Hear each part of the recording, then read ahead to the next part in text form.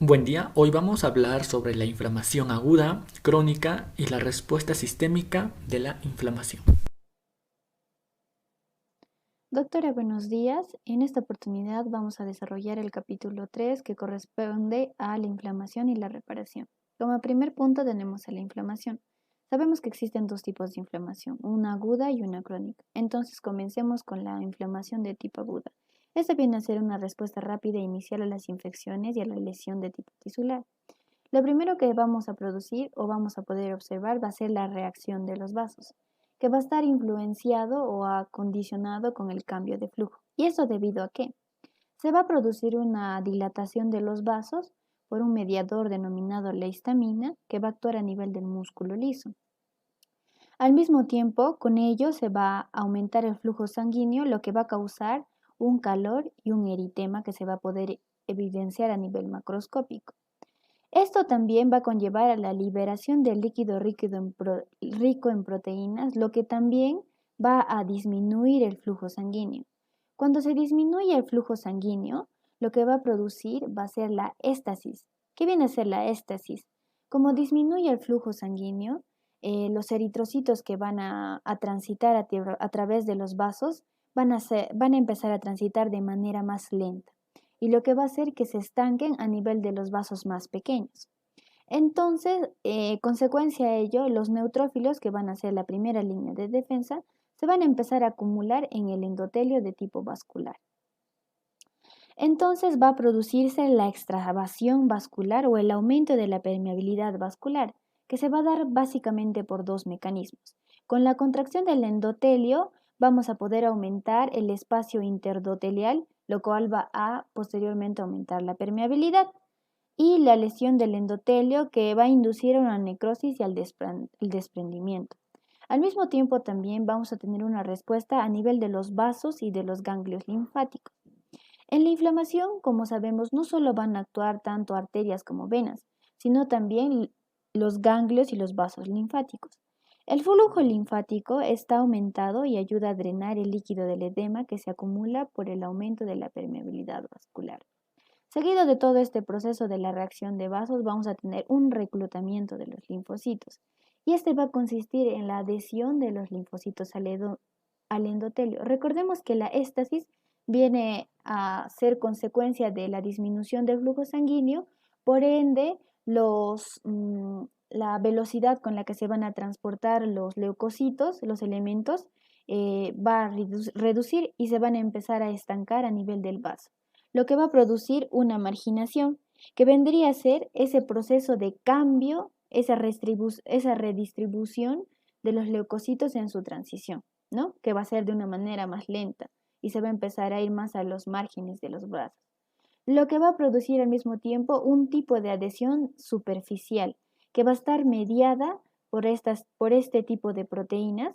Este tipo de adhesión superficial se le va a denominar rodamiento y su importancia radica en el que va a ralentizar aún más a estos leucocitos, haciendo que se preparen para una adherencia fija propiamente dicha, lo cual va a estar mediada por las integrinas, las selectinas, que al mismo tiempo van a ser estimuladas por las citoquinas.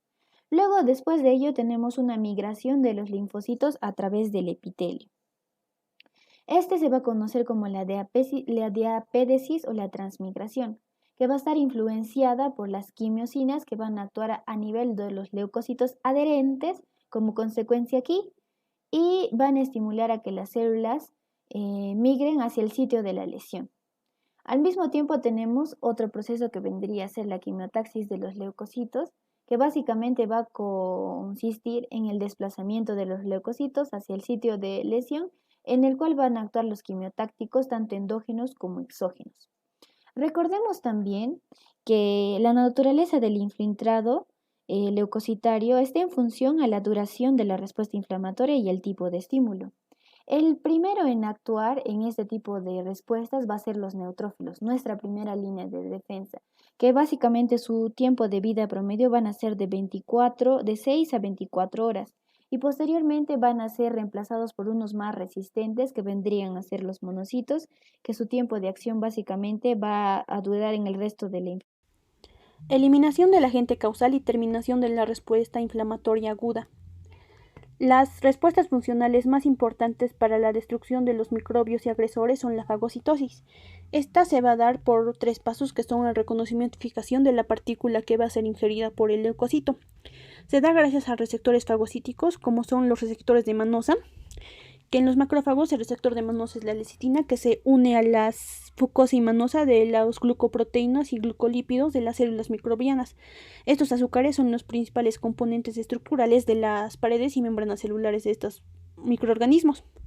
En las células de los mamíferos el componente es el ácido ciálico, es por ello que los receptores de macrófagos no los reconocen y no actúan para fagocitarlos.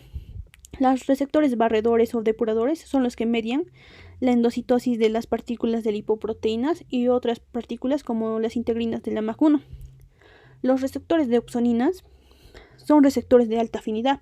Entre ellos tenemos los anticuerpos de inmunoglobulina G, los productos del metabolismo del C3b y las lecitinas.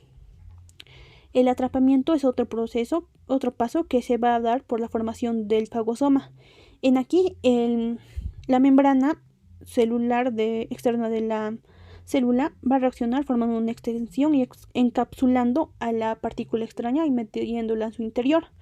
Después de este proceso existen receptores que inducen a la remodelación de la membrana y cambios en el citoesqueleto. Tercer y último paso es la destrucción y degradación, que es causada por especies reactivas de oxígeno, entre ellas el anión superóxido, que es producto de la reacción oxidativa del NAD-fosfato reducido. En los neutrófilos esta reacción oxidativa se llama estallido respiratorio u oxidativo.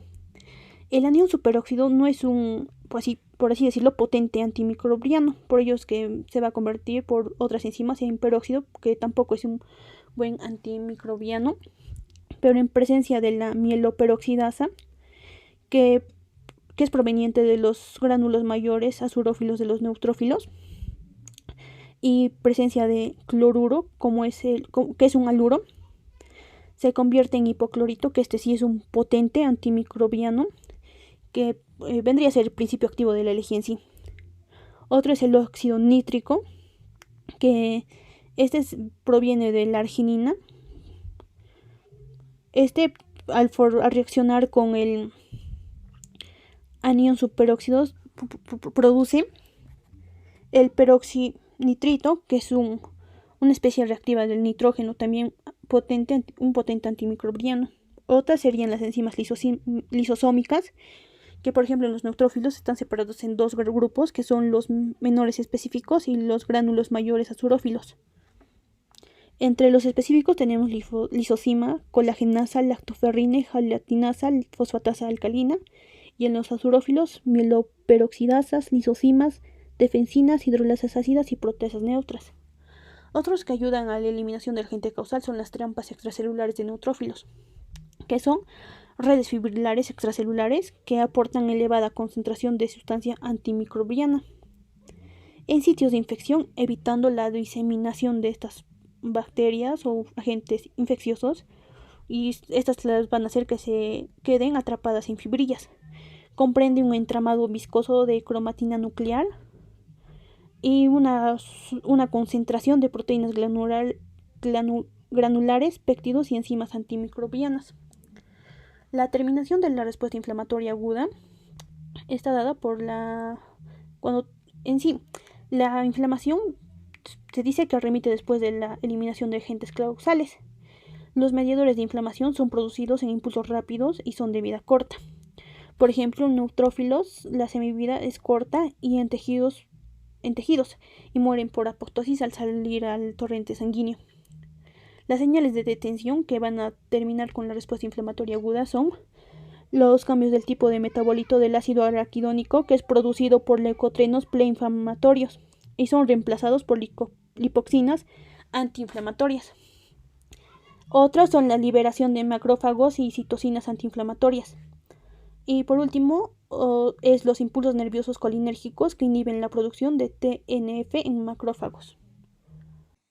Mediadores de inflamación. Características generales. Inician, regulan las reacciones inflamatorias, son secretadas por células y también producidas por proteínas plasmáticas. Su tiempo de vida es corta y también puede estimular a otros mediadores.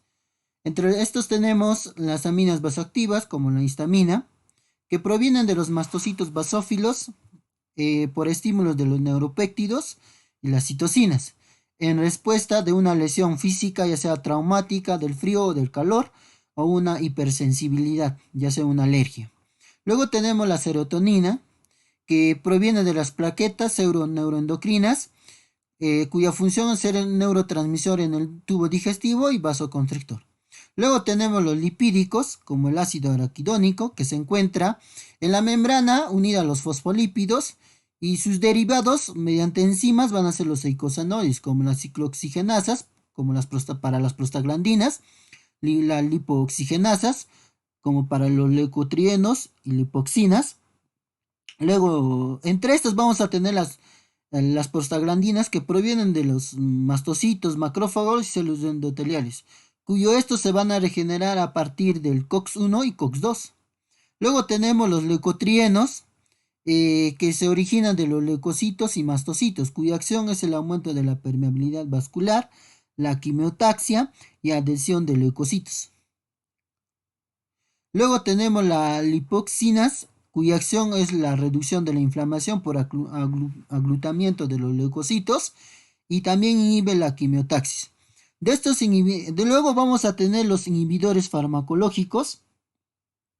Estos inhibidores farmacológicos van a ser para las prostaglandinas y los leucotrienos. En el caso de los inhibidores de la ciclooxigenasa, inhiben tanto al COX-1 y al COX-2. Y esto va a dar por consecuencia la no síntesis de las prostaglandinas. Luego tenemos los inhibidores de lipoxigenasa, que tenemos el celuliton, en el caso no sirve para los AINES y son utilizados en el tratamiento del asma. Los corticosteroides se reducen la transcripción de genes codificadores del COX-2 y principalmente actúan como las fosfolipasas. Luego tenemos los antagonistas de receptores de leucotrienos para el tratar también el asma, como también la lipoxigenasa. Luego tenemos las citocinas y quimiosinas, que estos provienen de macrófagos, células endoteliales, células epiteliales, mastocitos y linfocitos, para el caso de L1 y TNF, ¿no? Que estos van a actuar como la activación endotelial, la activación de leucocitos y la respuesta de fase aguda sistémica. Y el otro también que proviene de todas estas células viene a ser las quimiosinas, cuyos grupos tenemos las quimiosinas CXC, cuya actúan principalmente sobre los neutrófilos, las quimiosinas SC, que son para los monocitos, la quimiosina C, que viene a ser para los linfocitos, y las quimiosinas CXC, que es conocido como la fractalquina, cuya función es el mantenimiento de la arquitectura tisular y inflamación aguda. Luego tenemos el sistema complementario, cuya función es en la inflamación se da el C3A y el C5A, que viene a ser la estimulación de la liberación de la histamina por parte de los mastocitos. Luego tenemos la ozonización y fagocitosis, que se une a la pared celular microbiana para actuar como oxocinas y favorecen la fagocitosis de los neutrófilos y los macrófagos. Luego tenemos la lisis celular, que viene a ser la destrucción celular.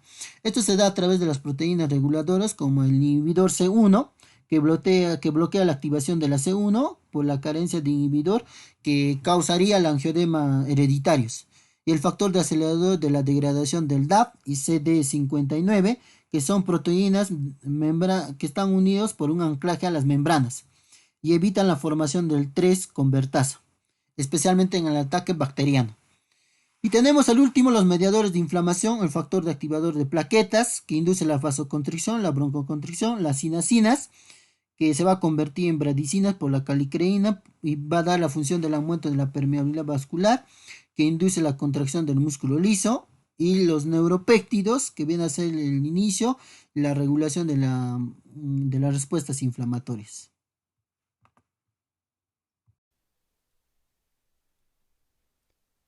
La inflamación crónica. La inflamación crónica va a ser una respuesta de duración prolongada a una inflamación. Van a tratar de coexistir la reparación y la lesión de estos tejidos. Las causas. infecciones persistentes por hipersensibilidad retardada o una reacción granulomatosa, que va a ser de difícil erradicación. Enfermedades por hipersensibilidad, que van a ser enfermedades autoinmunes, o vamos a tener también las alergias. Agentes tóxicos como la silicosis por un incremento de partículas de sílice, aterosclerosis o enfermedades crónicas como la diabetes mellitus. Va a tener ciertas características como la de infiltración, destrucción y curación. La de infiltración van a estar implicados células como los macrófagos, linfocitos, células plasmáticas. Y en la curación van a haber procesos de angiogenia y fibrosis sobre todo. Va a haber células y mediadores. Los principales van a ser los macrófagos, los linfocitos y otros tipos de células. Pero los macrófagos van a ser los de predominio.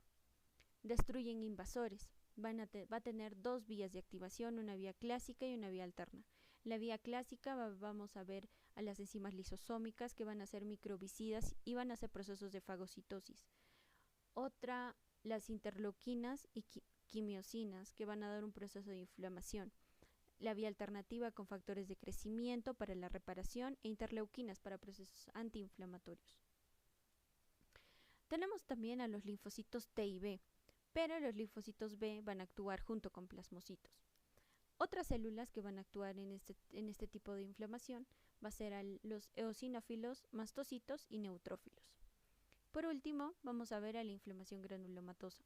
La inflamación granulomatosa va a tener un predominio de macrófagos, va a causar necrosis y vamos a tener dos tipos de granulomas. Granulomas de cuerpo extraño, granulomas inmunitarios. Los granulomas de cuerpo extraño, como por ejemplo por los cuerpos de sílice, que van a ser cuerpos extraños, y por granulomas inmunitarios vamos a tener a microbios persistentes y resistentes.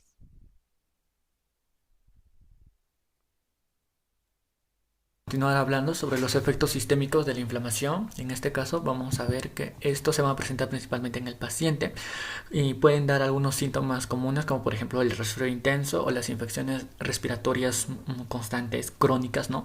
En el cual se va a percibir principalmente en el paciente lo que es una respuesta de fase aguda ante estas inflamaciones, y esto va a generar reacciones frente a estas citocinas que van a generar principalmente las inflamaciones. Esto se va a dar mediante lo que es la liberación del foco infeccioso mediante mediadores químicos que van a dirigirse al torrente sanguíneo y que pueden generar principalmente tres trastornos muy comunes, que vendría a ser primeramente la fiebre, una leucocitosis o la presencia de proteína de fase aguda proveniente del hígado. La fiebre simplemente es la elevación de la temperatura corporal de 1 a 4 grados centígrados. Esto va a ser principalmente por pirógenos, dado que estos pirógenos exógenos son productos bacterianos o por lipopolisacáridos. Estos de acá van a liberar lo que vendrían a ser a las citocinas por los leucocitos, ¿no? Por IL-1 y TNF, y estos pirógenos que van a ser endógenos. Estos de acá van a generar enzimas ciclogenasas que van a irse a constituir a las prostaglandinas, las cuales van a formar la proteína PGE2, la cual va a ir hacia el hipotálamo y esta va a liberar adenosina monofosfato cíclica, la cual va a permitir el reajuste del punto de ajuste de la temperatura a un nivel mucho más bajo. Entre paréntesis, se va a regular la temperatura mediante todos estos circuitos. Cabe indicar también que los pirógenos van a estar estimulando la síntesis de PGB en las células vasculares y perivasculares. Otro sistema vendría a ser por los leucocitos, que van a ser la característica más frecuente de las reacciones inflamatorias. Estas están inducidas en su mayoría por una causa bacteriana y van a generar a las dos citocinas, ¿no? El factor de necrosis tumoral y las interleuquinas 1, las cuales van a provocar manifestaciones clínicas que si llegan a persistir van a desencadenar una isquemia y esta va a generar la muerte del paciente. También cabe recalcar que esto, al ser inducido por origen bacteriano, se produce inicialmente por una liberación de células de reserva pososmótica de la médula ósea. Los cuadros clínicos más comunes en los efectos sistémicos de la inflamación van a ser incrementos de la temperatura mayor a 36 grados centígrados o menor a 36, ¿no? Mayor a 38 o menor a 36. Se va a presentar un taquicardia mayor a 90 latidos por minuto, una taquipnea, ¿no? Un incremento de la frecuencia respiratoria mayor a 20 y unos leucocitos mayores a 12.000 o menores a 4.000. Estos cuadros clínicos son muy comunes principalmente en insuficiencia cardiovascular y en alteraciones metabólicas. Gracias.